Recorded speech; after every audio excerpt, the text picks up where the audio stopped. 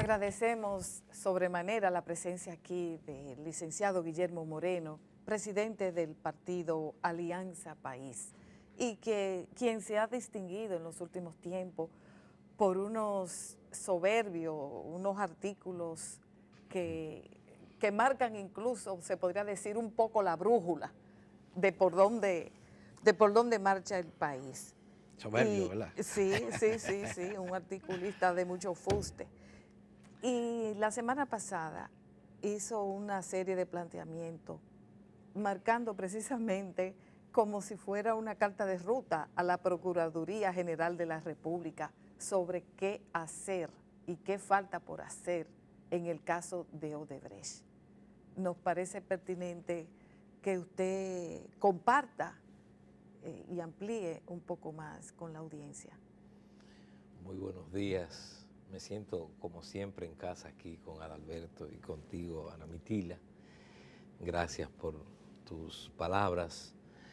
Lo que hicimos la semana pasada fue el miércoles 23, fue ir a la Procuraduría General de la República como ciudadano y como tal presentar una denuncia y una solicitud formal de ampliación de la investigación que está llevando a cabo la Procuraduría General en el caso Odebrecht.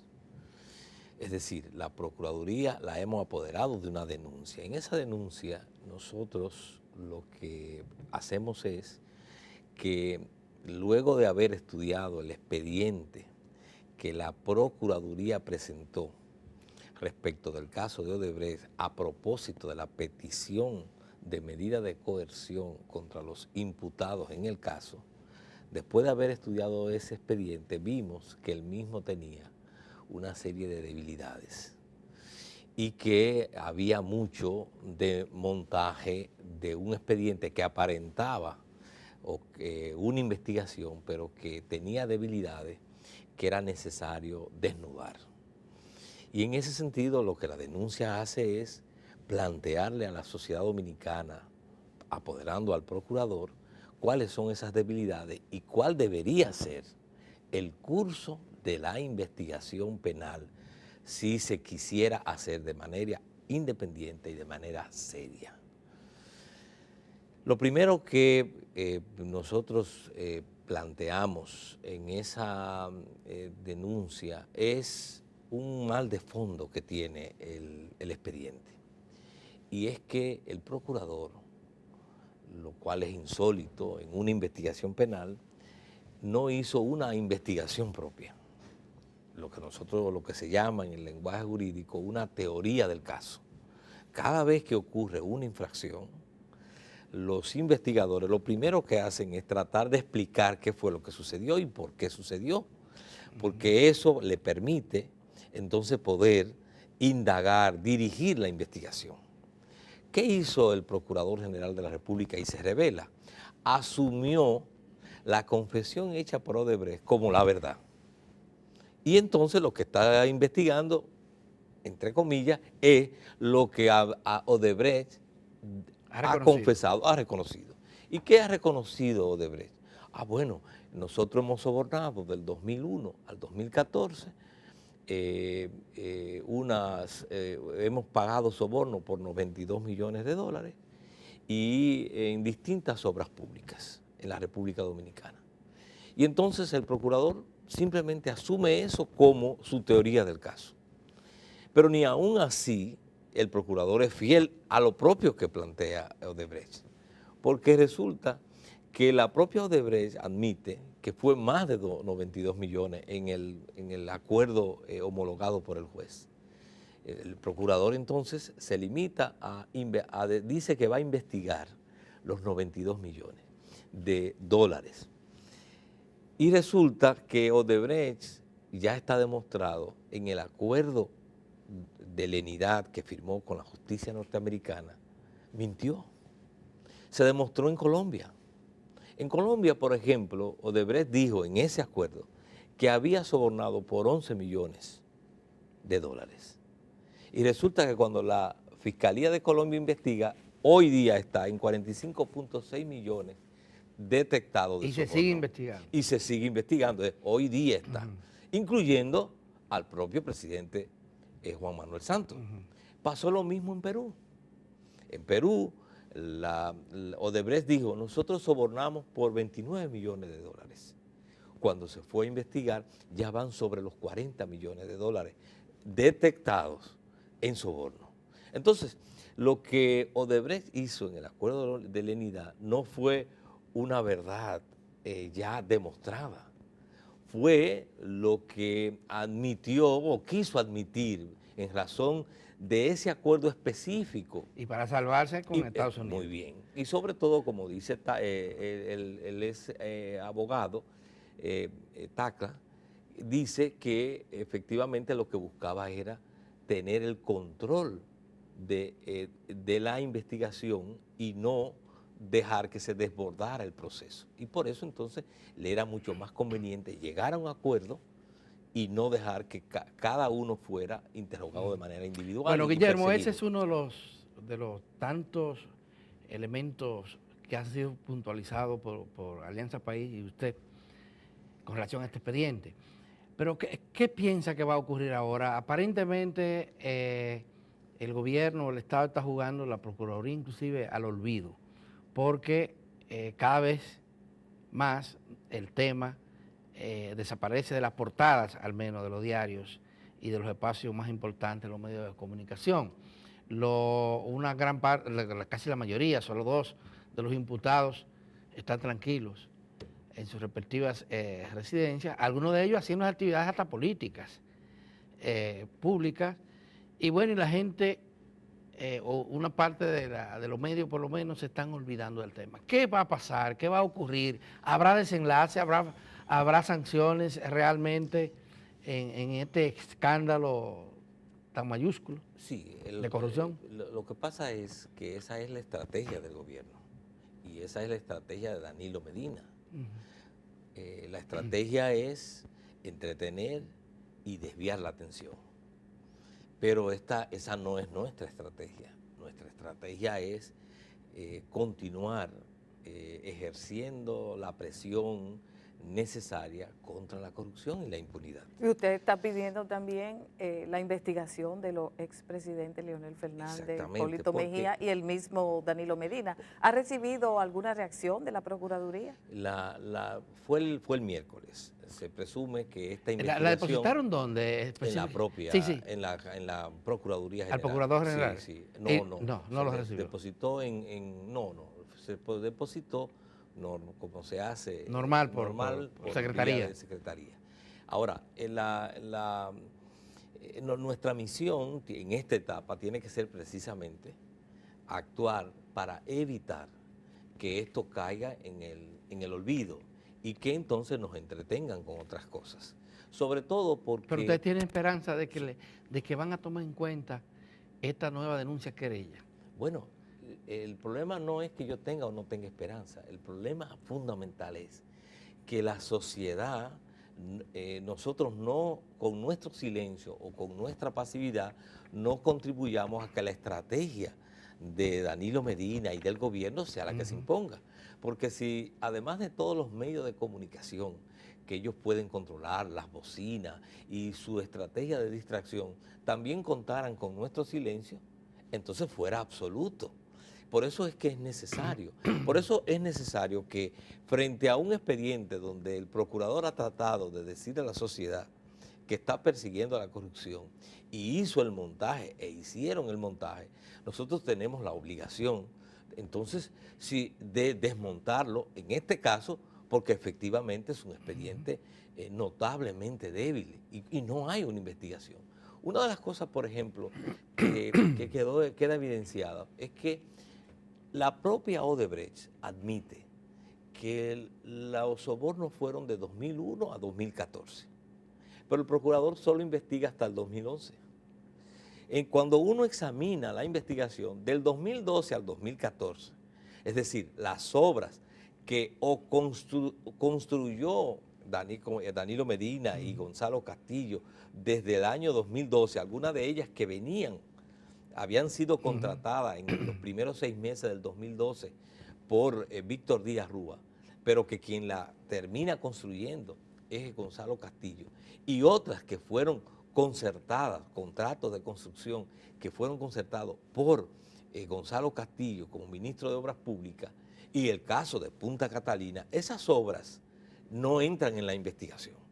Entonces, la propia investigación o mamotreto que presenta el procurador incluso no es coherente con el propio contenido, porque en la página 14 de la investigación dice que son las 17 obras. Es un error. Todas fueron adjudicadas por soborno y sin embargo se detiene en el 2011, del 2001 al 2011.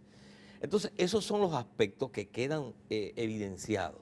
Lo otro es, que es muy importante señalarlo, que él es selectivo en los encartados, es decir, en los que presenta como imputados. Y entonces una de las cuestiones que nosotros quisimos aportar es cómo toda la trama que se dio alrededor de las obras de Odebrecht no puede hacerse la investigación sin incluir otros nombres. Nosotros pusimos en primer lugar, están los nombres de los expresidentes Hipólito Mejía y Leonel Fernández y del propio Danilo Medina. En el caso de Hipólito Mejía, nosotros señalamos, y debemos ser en eso bastante precisos, que es el único que ha admitido ir que está dispuesto a ir a la justicia, y que incluso ha dicho que él tiene los números que demuestran cómo fueron las dos obras que se hicieron en su gobierno. Pero es de rigor que en una investigación de este tipo, si la base de la investigación es de 2001 al 2014, es de rigor que también es que si lo investigan hay que investigar a él igual que a los otros. En el periodo de gobierno que más obras se construyeron fue en el de Leonel Fernández. Incluso tanto así que a excepción del metro de Santo Domingo, todas las obras importantes de infraestructura las construyó Odebrecht. Tenía el monopolio.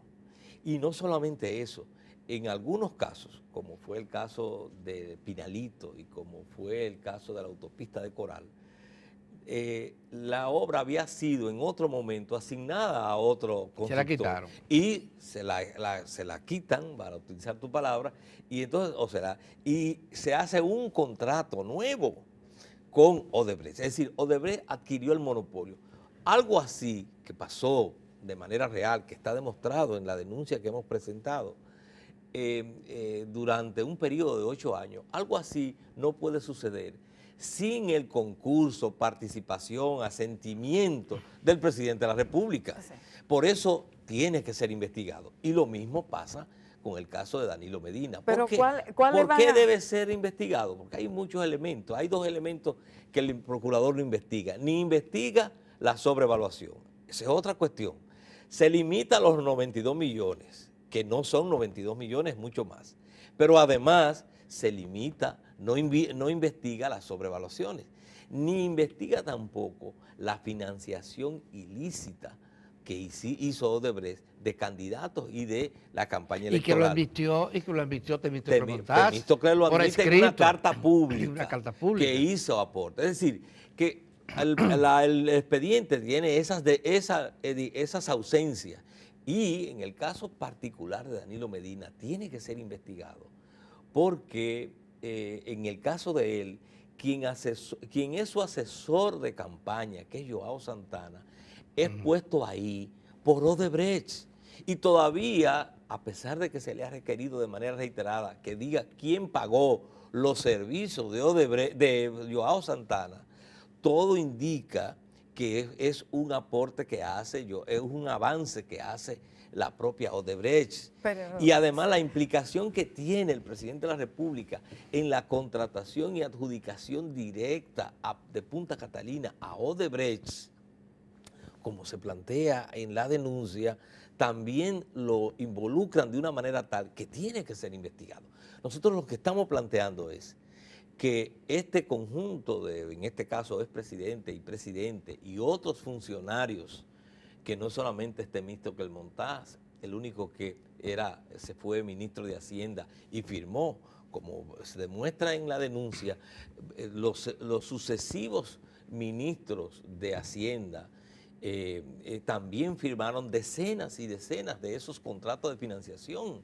Y lo mismo, ¿cómo es posible que esta investigación se haga y no se incluya a Reinaldo Pared, a Cristina Lizardo y a Abel Martínez, cuando son responsables de más del 80% de los contratos de financiación y de construcción de las obras de Odebrecht? Licenciado, pero nadie afila cuchillo para su propia garganta. Entonces, ¿cuál es el espacio Bueno, que queda? pero a nosotros sí nos corresponde Bueno, afilar los cuchillos para esas gargantas, para bueno, las gargantas de los Y corruptos. coincide pero eso, sí. coincide la posición suya con los reclamos que está haciendo el Movimiento Verde para que se le ponga fin a la impunidad Claro, y claro. se lleve a las cárceles a los eso no se Pero corruptos. trata. hay otro reclamo, aparte del Movimiento Verde. El reclamo que hicieron ayer un grupo de activistas sociales, políticos y algunos intelectuales. ¿Usted está de acuerdo con ese documento que implica eh, eh, organizar una constituyente, eliminar las altas cortes, la Junta Central Electoral, la Cámara de Cuentas y acortar el mandato del presidente Danilo Medina? Mira, en relación a ese punto, el problema aquí no es si uno está o no de acuerdo. Desde hace mucho tiempo en la República Dominicana se viene reclamando una real reforma política. El problema es el sentido de oportunidad. Y el sentido de oportunidad para nosotros es de lo que se trata, lo que manda el sentido político es que efectivamente nosotros profundicemos, en este caso, de la necesidad de que esa investigación que se está llevando a cabo, esa investigación en el caso más grave de corrupción que implica todo lo que es la estructura de poder de la República Dominicana, que nosotros presionemos para que se haga esa investigación y en todo caso denunciemos sus debilidades, denunciemos sus complicidades, sus ausencias. Eso es lo que es oportuno ahora. Y eso permitirá ir desarrollando los niveles de conciencia, los niveles de empoderamiento, los niveles de movilización de la gente que pueda permitir que efectivamente en la República Dominicana, en el momento oportuno, se pueda hacer la gran reforma política que aspiramos. Pero creemos que la debilidad de ese planteamiento es que no se trata solo de hacer un planteamiento. Nosotros pudiéramos hacer planteamientos de mucho tipo de lo que son nuestras aspiraciones. El problema es su sentido de oportunidad. Bueno, como decía, sus reclamos ahora coinciden con esta movilización social que se viene desarrollando en el país. Ahora muchas personas se preguntan, ¿cuál va a ser el desenlace político de esta situación que tenemos acá en la República Dominicana?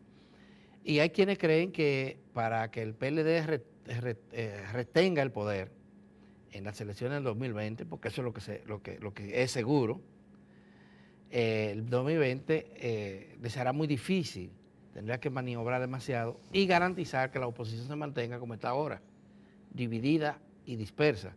¿Hay posibilidad de alguna propuesta de alianza con miras a una salida política a la crisis que tenemos actualmente? Bueno, lo primero es que tenemos que hacer conciencia que el presidente está en reelección. Eso es lo primero. No nos engañemos. Lo que el presidente hace toda la semana, el presidente Danilo Medina, es precisamente promover, montar las bases de lo que es su campaña reeleccionista. Y así como mintió una vez, está en camino de volver a mentir. Lo que está buscando es ganando tiempo, de tal manera que él pueda, entiende él, cambiar lo que ahora mismo es una caída de la aceptación pública. Y por eso vemos que hay toda una estrategia en ese sentido para apuntalarlo. Nosotros creemos que hoy día lo más importante de la coyuntura política que estamos viviendo es no solamente que aumenta la conciencia de la ciudadanía, que hay que sacar al PLD del poder. Nosotros creemos que eso es lo que unifica un sentimiento nacional, que hay que sacar al PLD del poder. Y toda la movilización de la sociedad, de la ciudadanía, se produce porque hay un convencimiento cada vez más amplio de que no hay salida, óigase bien, no hay salida ni solución a ninguno de los problemas graves que vive esta nación mientras gobierne el PLD. En la República Dominicana no hay salida a la inseguridad pública mientras gobierna el PLD, porque parte de todo el tema de la inseguridad tiene conexiones con sectores oficiales. No hay salida a los problemas de salud de la República Dominicana mientras gobierna el PLD. Y eso lo ha demostrado 20 años de gestión gubernativa, donde se reiteran las mismas cifras. No hay salida al problema del desempleo, al problema de la producción nacional, a la protección del medio ambiente. No hay salida mientras gobierna el PLD. No hay salida al desorden migratorio mientras gobierna el PLD, porque el PLD es como el dolo, es como el dolo que todo lo que toca lo corrompe. Sin embargo, entonces, el cambio de regla de las reformas políticas que son necesarias, parecería que no están en la mira de grupos sociales, activistas, que están anteponiendo, por ejemplo, como el documento de ayer. En el documento de ayer no se habla de ninguna reforma política. Lo que se habla es de acortarle el periodo. Lo que pasa es que en nuestra visión, nosotros tenemos que construir una nueva mayoría política que finalmente se va a expresar en el proceso electoral. Y esa nueva mayoría política tiene que dar lugar a la constitución de una nueva representación democrática en los órganos de poder. Y será esa nueva representación democrática la que impulsará esa reforma política. Y esa es la grandeza que tiene todo lo que es Marcha Verde, el Movimiento Verde, que ha puesto a la sociedad hoy día a movilizarse y están surgiendo en las comunidades, y esto es muy importante, en las comunidades, en los barrios, en los municipios, liderazgos sociales. Liderazgos sociales y liderazgos políticos, que podrán expresarse luego como liderazgo político, liderazgos sociales que son auténticos en cuanto representan un compromiso social con su comunidad. Entonces, ¿qué implica eso? Eso implica que nosotros, una de las cosas que tendremos que lograr y que tenemos que afanarnos es, hoy día para ser, en esos partidos tradicionales, para ser candidato a regidor, si usted no tiene 20 millones, no es candidato. Pero entonces, ¿usted no cree que es el momento ahora de hacerlo? Si usted no tiene 30 millones, no es candidato a diputado. Ahora bien, ¿qué es lo que aporta toda esta movilización social? Que están surgiendo liderazgos que por su conexión propia y su compromiso social van a cambiar en mucho las reglas que han impuesto esos partidos tradicionales, reglas clientelistas y corruptos. Y solamente es un liderazgo surgido así, con compromiso social, con una trayectoria de honestidad, con verdaderas convicciones democráticas e identidad con su comunidad. Solo ese liderazgo social en los ayuntamientos, en el Congreso, podrá impulsar la gran reforma política. Pero para llegar al Congreso, para llegar a los ayuntamientos, se necesita instancia política partidaria. Las que tenemos hoy en República Dominicana están totalmente dispersas, Guillermo. No hay una fuerza hegemónica, no puede decir, la gente dice, mira, es por aquí que vamos, digamos, a postular a los liderazgos locales, a cargos electivos.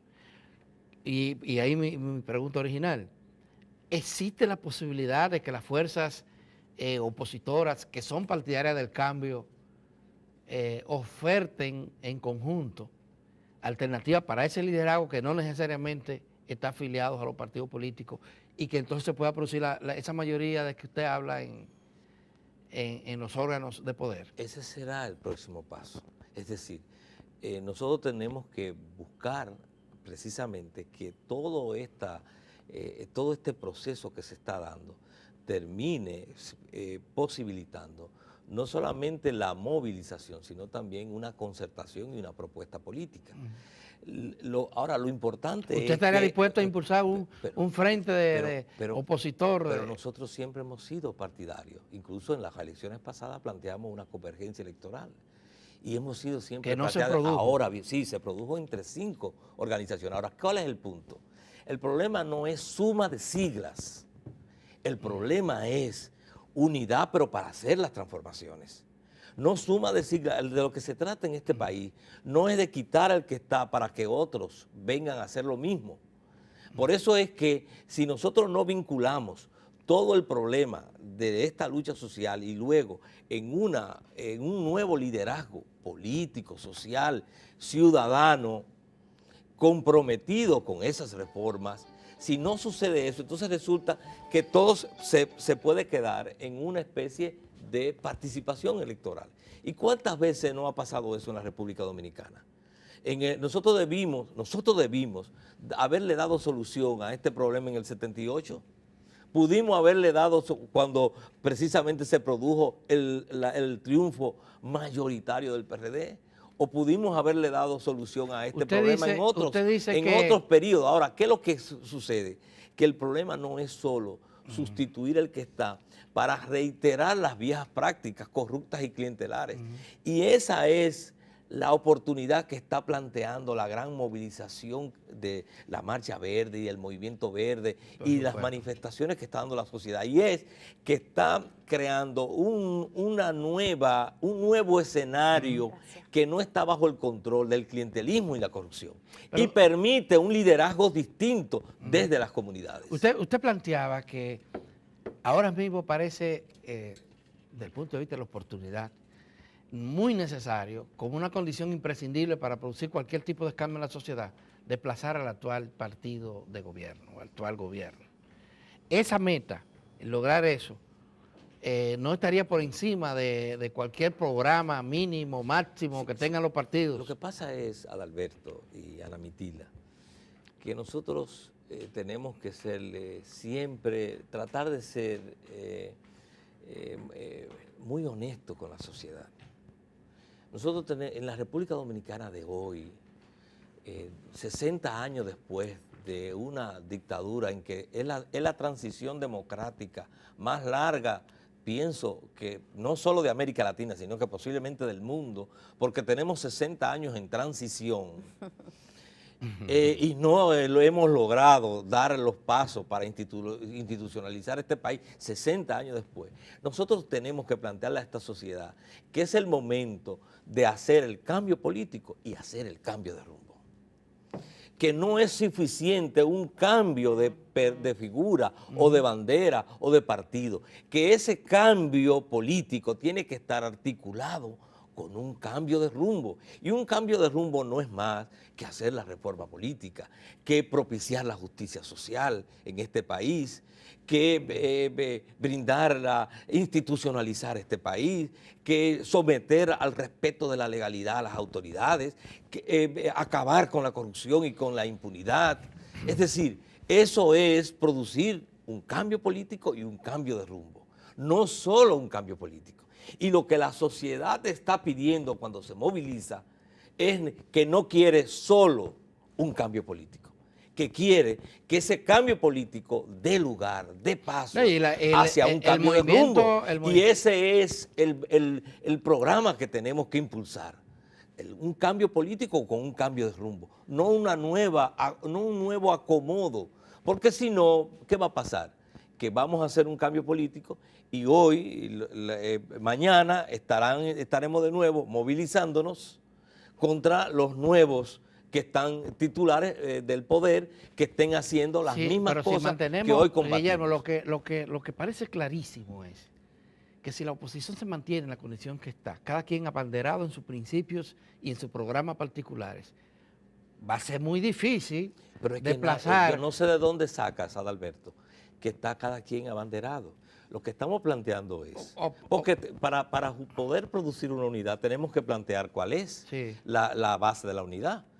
porque la unidad no es sentarse en una mesa, Por ni supuesto tampoco que no lo es. sumar una sigla. Por Ahora, supuesto que nosotros no lo estamos es. diciendo, nosotros como Alianza País, solo puedo hablar como Alianza País, Sí, correcto. somos partidarios de una amplia unidad política, social, ciudadana, en la perspectiva de producir un cambio político y producir un cambio de rumbo. Esa es nuestra perspectiva. En esa perspectiva nosotros propiciamos cualquier tipo de unidad y en ese sentido siempre anteponemos el interés nacional a cualquier interés particular. Lo que nosotros no nos prestamos, y estamos en política y sí hemos reiterado eso, lo que no nos prestamos es a propiciar un nuevo engaño a la sociedad. Y para nosotros, plantearle a la sociedad simplemente un cambio político para quitar los que están, para que vengan otros a hacer lo mismo, No tiene es un sentido. engaño. Para nosotros tiene que haber un compromiso, porque es lo que la sociedad está esperando, un compromiso de cambio político y de cambio de rumbo, de reforma política, de institucionalizar este país, de respeto a la ley, de justicia social. Tiene que haber eso. 60 años de lucha de este pueblo no puede ser para que al final, cuando se produzca ese cambio, entonces reiteremos de nuevo los viejos males. Bueno, Se terminó el tiempo. Guillermo Moreno, lamentablemente, pero seguiremos conversando de este y otros temas. Porque esto sigue. No, usted sabe que tiene espacio aquí para conversar con la población a través de nosotros cuantas veces lo necesite. Así que muchísimas gracias por haber madrugado una vez más aquí en 1+1. Y a ustedes, amigos televidentes, sigan ahí que tenemos más entrevistas y más noticias.